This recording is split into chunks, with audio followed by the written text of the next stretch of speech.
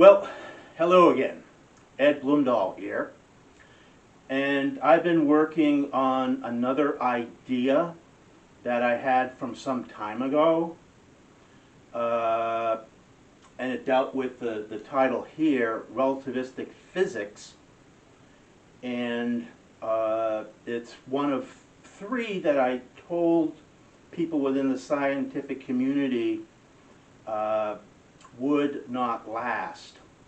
The first is the Special Theory of Relativity, and if you see my video on breaking the light barrier, adding velocities beyond the speed of light, you will see that I basically dismantle the entire Special Theory of Relativity. The other is the general theory. You can't, I did a video just a short time ago, but basically the idea was if you can't define space-time, then there isn't much bearing to reality of the general theory. In other words, the base that the whole theory rests upon is space-time, and if space-time doesn't exist, which I'm sure it doesn't, then that's the end of the theory, as far as being related to reality. If you want to look at it as just an interesting theory, or have some time and want to do the math, that's fine, but it has nothing to do with reality. And the third one was relativistic physics. So the title of this is Relativistic Mass, and then I have a letter that I'm going to read basically to the scientific community. They know some of this that I've already written to them, but I was just going to reiterate it again. So with that in mind, we'll take off and look at some things. Relativistic physics, right? Relativistic mass, right? Or it just says relativistic mass is based on the Lorentz factor, and that's what this is right here, right? It's just Lorentz factor. You've all seen it. Beta squared is, I have it derived over there, is just velocity over the speed of light. So, and it's basically nothing more than a scalar to use within other equations or formulas. So it's not necessarily, it can be, but not necessarily used by itself. And over here we have a graph. Simple graph for relativistic mass. Mass is on the vertical axis,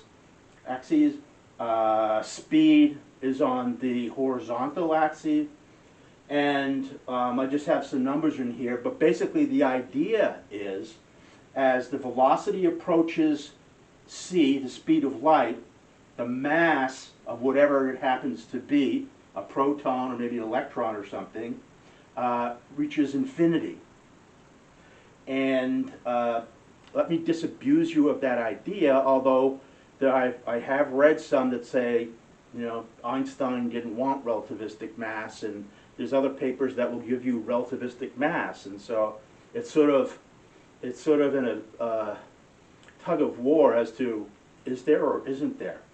I'm basically I am completely on the side of no. No, relativistic mass doesn't happen. You don't take a particle and speed it up to, doesn't matter whatever speed you are, and somehow it approaches infinity. I have some examples that I'll work out here to show that. So relativistic mass really isn't true in the reality sense, right? So over here, relativistic mass doesn't exist. And I say that's true. As far as using like the Lorentz factor, let me explain something. This book, which you can buy for about $20, $25, it's Einstein's 1912 manuscript on the Special Theory of Relativity. And then you say, well, why 1912? 1912 is the earliest manuscript they have that was signed by Albert Einstein, which I think that probably means the earlier manuscripts for 2000 or 1905 are gone, missing. That would be too bad, but I don't know. So this is the earliest one they have. And if you turn on page 84, I've mentioned this before in some of my other videos, but I'll read it to you again regarding the Lorentz factor. You can't read it, but it's, I'll read it for you. It says, this change of shape consists in a Lorentz factor, contraction of all lengths in the direction of motion. Right, so that was the Lorentz-Fitzgerald contraction.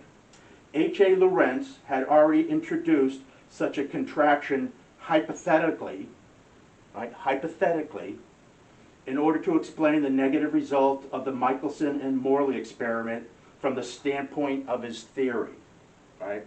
So the word that Einstein is writing here about the Lorentz factor is hypothetically, right? That's Einstein's use of the word. It has nothing to do with reality. So that's page 84. That's the manuscript. You can go look at it yourself, look it up, and you can find that. Well, if relativistic mass doesn't work, right, that objects don't increase in mass as they travel faster towards the speed of light or even beyond, right? What is happening? Well, I mean, I thought about it and I put it in a paper that some people got a hold of, they shouldn't have, and I call it Blomdahl's law. Where did that name come from? Blomdahl's law. Well, what it says is every physical system has a absolute operational and finite upper bound per period / unit of time. So I'll read it again. Blomdahl's law. Every physical system has an absolute operational and finite upper bound per period, unit time, right? So what does that mean? Well, sometimes we have seen, like, the upper bound is the speed of light, right? That's basically Einstein's idea, which he based the whole theory on. But as far as I'm concerned, and alluding to my earlier paper about breaking the light barrier, it's just not true, right? It's simple to show that. And they'll say, well, an accelerator, right? An accelerator, and there's like 300 accelerators in the world. And an accelerator can only accelerate a particle up to 0.9999999, 100 nines afterwards, and it can't go faster than that. Therefore, it must be true that the upper bound speed of the universe is c. Wrong. Right? An accelerator represents a technological and mathematical constraint, not a universal principle. In other words, it's not the universe that says, you can't go faster than light, and you can add the speed of light with the motion of its source, right? Or you can't do that. It has more to do with, I'll show it later on, has more to do with technology and imagination and creativity as far as breaking the light barrier. So an accelerator just represents current technology and math, because we have the Lorentz factor, which I just showed you as hypothetical, constraint, not a universal principle, right? We have it in our minds that the speed of light that nothing can go faster than the speed of light, right? It's in our minds that that's true. It's not a universal principle of the entire universe. Here's another interesting aspect. We all know the energy mass equivalence equation, right? E equals mc squared. If you look at total energy, down here, your total energy equals mc squared, and then we have the Lorentz factor down here, right? It's sort of a scalar. How how do you qualify c squared if the upper bound speed of the universe is c to the first power? So here you have c to the first power down here. This basically cancels out, right? This basically cancels out. You get a number, you invert it, and then you multiply by this. But c squared stays there. It doesn't, sometimes when you're doing math and certain, like the squared term will cancel out or something and make it reality, this never goes away. The c squared is there. It does not go away. So you have to use that. And if you see this in textbooks and they say, you know, they give you a high number of energy from a penny or something, it has nothing to do with reality, right? It's strictly a mathematical construction. So the c squared doesn't change, and you have c down here. So the question is, how can you say c squared if c is the upper bound speed of the universe? It's interesting. I asked a number of people that, and one of the persons that I asked was Peter Fisher, the chair of the physics department at MIT. You know, and I set it up that way. If c is the upper bound speed of the universe, then what is c squared, and how do you interpret that? Right? I mean, that's definitely a contradiction, certainly an inconsistency. How do you do that? He never got back to me. Right? Nobody does. Why? Because you can't explain it. I mean, there is an explanation, but they don't want to do it, right? They don't want to sort of change, you know, laws of theories in physics that's been standing for over 100 years, right? I mean, there is, you can think about it. I mean, there is a solution to that. It's just not the solution that they want, so they don't do anything about it.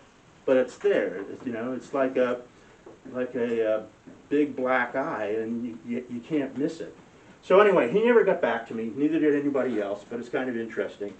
The other thing you can do, if you're looking at E equals mc squared, same book, Einstein's 1912 manuscript on the Special Theory of Relativity, and if you go to page 104, you can see the derivation of it.